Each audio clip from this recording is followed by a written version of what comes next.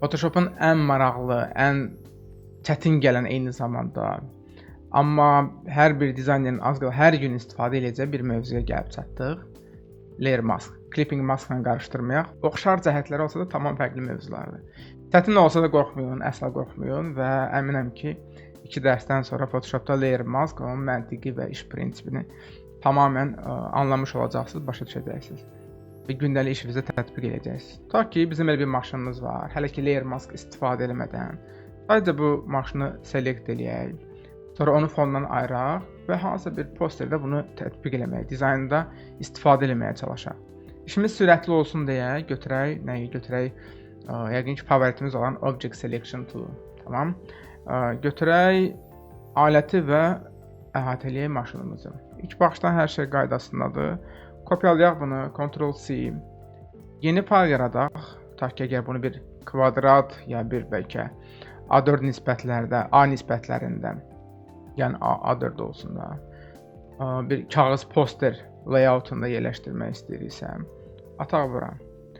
Əla və böyüdək və başlayaq tutaq ki, dizaynda istifadə eləməyə. Hətta hələlik heç böyütməyək, olduğu kimi də qalsın. Ümumiyyətlə o tərəfdə selection ideal oldu, amma doğrudan da idealdırmı?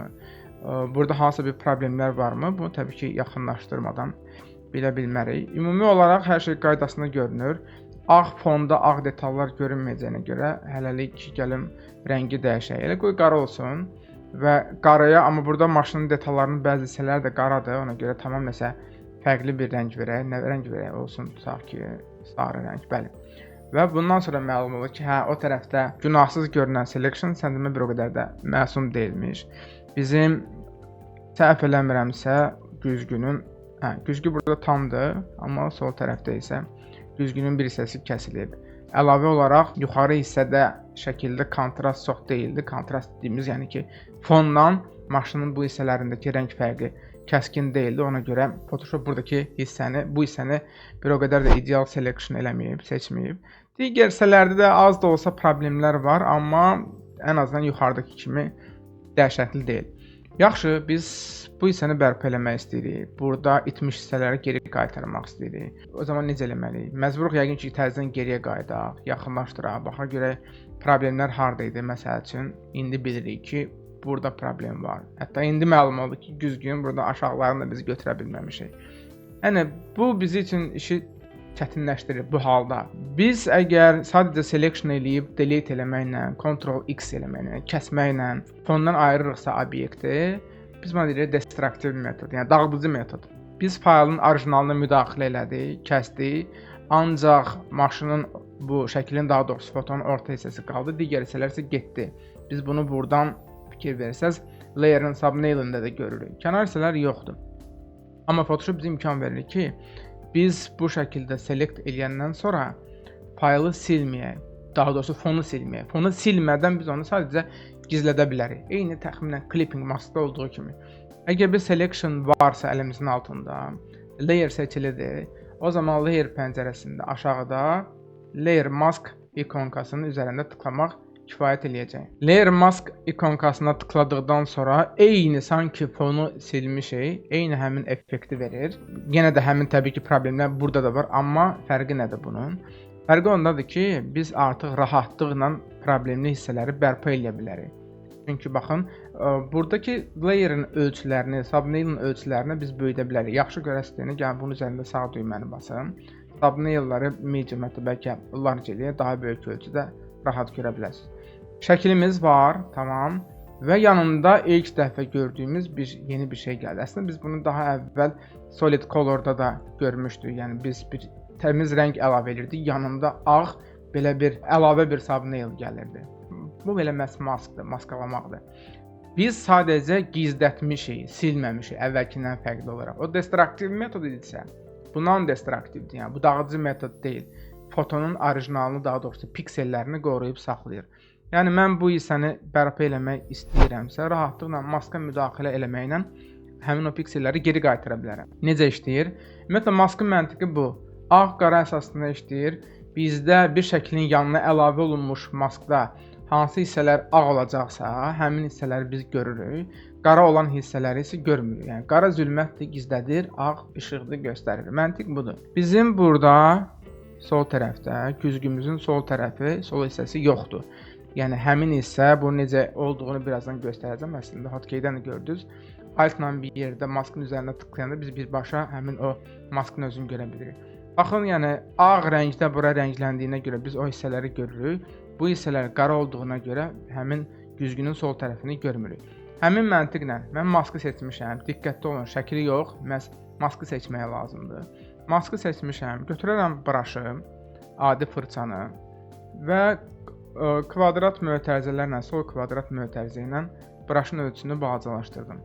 Bizdə qara gizlədirdi. Bura qara rənglə rəngləndiyinə görə maskda, bura gizlənibdir. Mən isə buranı bərpa eləmək istəyirəm.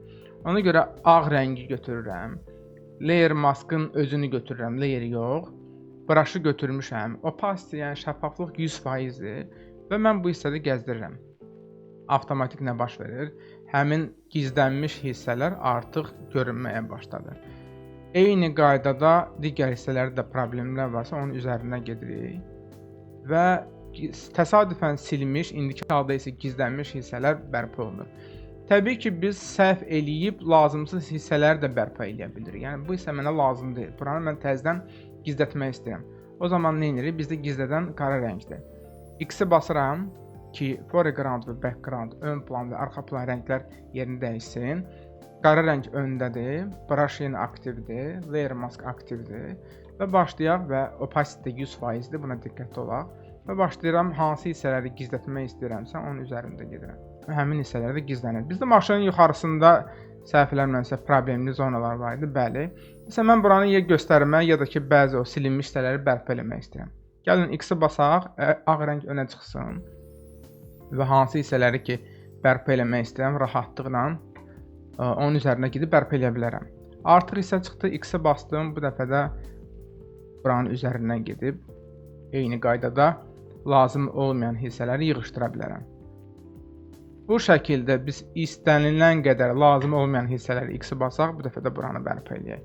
Lazım olmayan hissələri gizlədib, lazım olan hissələri hansı ki gizlənmişdir, onları bərpa eləyə bilərik. Photoshopda layer maskın ümumi məntiqi əsasən bu.